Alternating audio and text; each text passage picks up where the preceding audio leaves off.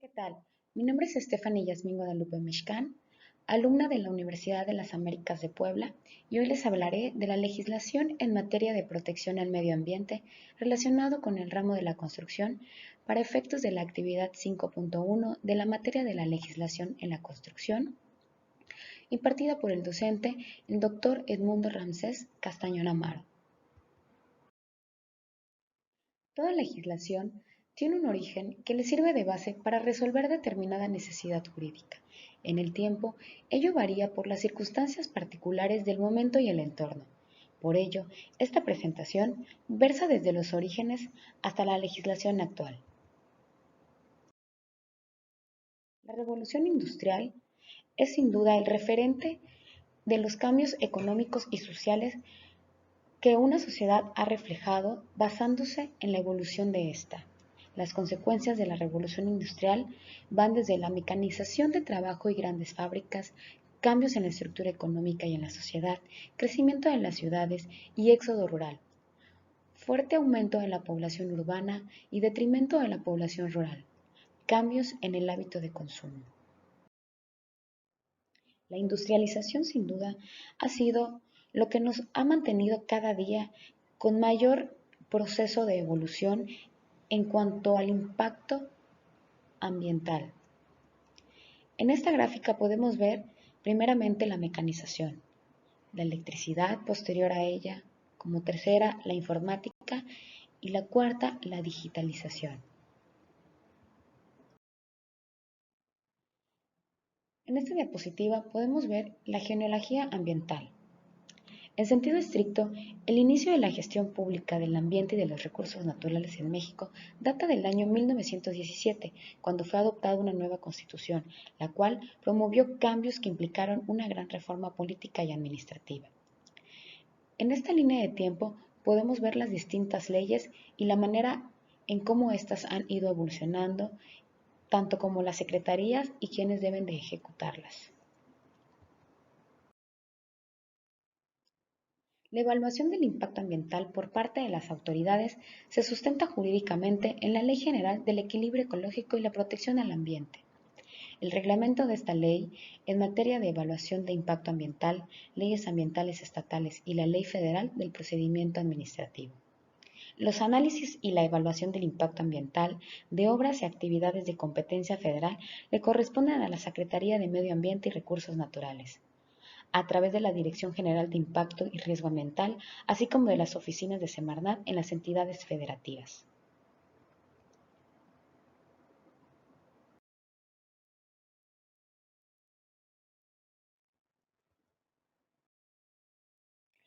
La Profepa es el encargado de inspeccionar y fiscalizar la legislación ambiental de México.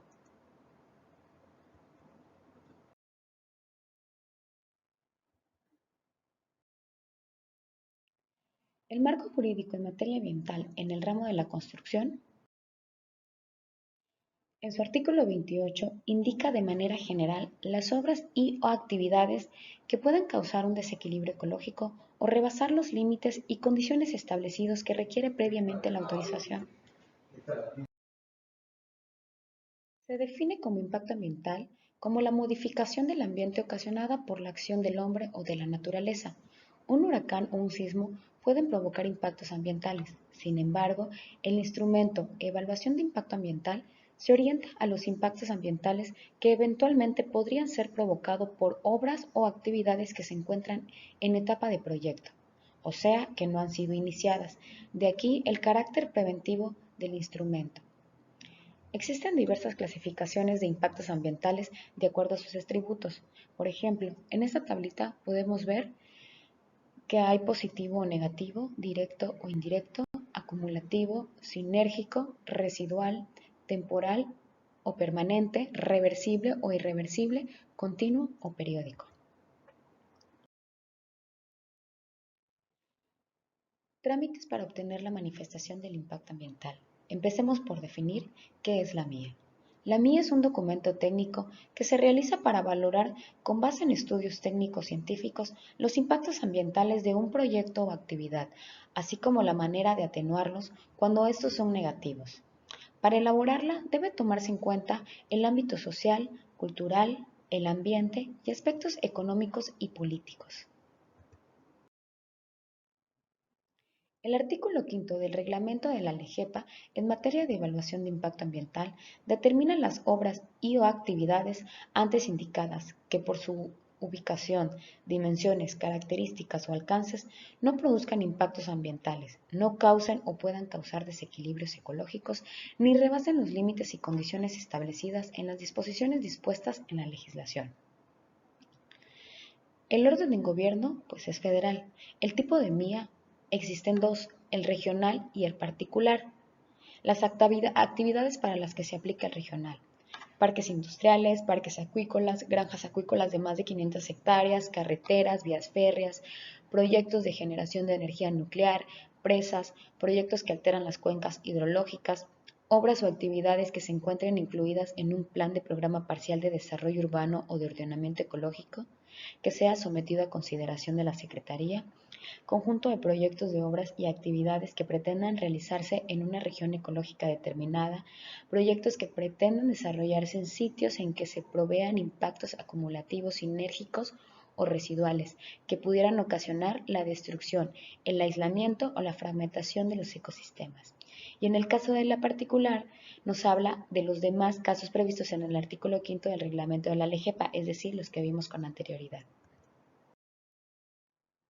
Trámites para obtener la manifestación de impacto ambiental de tipo regional. Está el escrito libre, original, identificación vigente, original y copia, carta poder. En caso de ser personas físicas, para su acreditación necesitan la original, poder notarial en su caso, original y copia, acta constitutiva en caso de persona moral, igual la original y copia. Y aquí es un diagrama de flujo de la mía particular. Este diagrama de flujo se recomienda como parte del proceso de gestión que realiza el promovente antes de que se ingrese su proyecto ante la autoridad. Inicia con el planteamiento general del proyecto.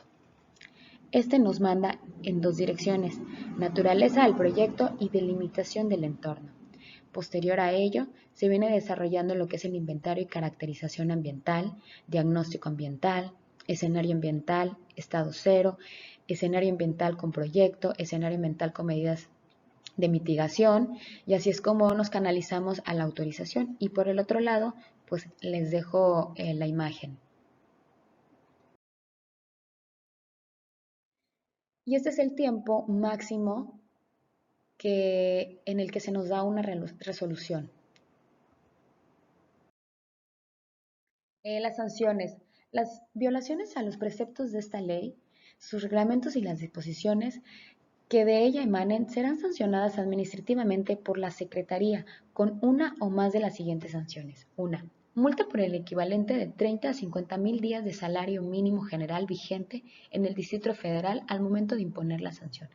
Clausura temporal o definitiva total o parcial cuando el infractor no hubiera cumplido en los plazos y condiciones impuestos por la autoridad con las medidas correctivas o de urgente aplicación ordenadas. B. En casos de reincidencia, cuando las infracciones generen efectos negativos al ambiente. Y C. Cuando se trate de desobediencia reiterada en 3 o más ocasiones al incumplimiento de alguna o algunas de las medidas correctivas o de urgente aplicación impuestas por la autoridad. Es el mismo caso, de acuerdo a la Ley General de Desarrollo Forestal Sustentable, las infracciones serán sancionadas administrativamente con una o más de las siguientes medidas.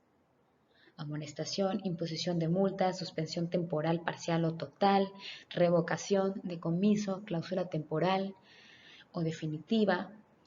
Y en cuanto a recursos, nos habla del equivalente de 40,000 a 1,000 veces el salario mínimo en el Distrito Federal. Y de acuerdo a la Ley General de Vida Silvestre, las infracciones serán sancionadas administrativamente por la Semarnat con una o más de las siguientes medidas. Amonestaciones escritas, multas, suspensión temporal, arresto administrativo por 36 horas, decomiso de los ejemplares, pago de gastos al depositario, la amonestación escrita, multa y el arresto administrativo. Y también un equivalente de 50 a 50 mil veces el salario mínimo en el Distrito Federal. En caso de reincidencia, el monto de la multa podrá ser hasta 2 veces el monto original impuesto.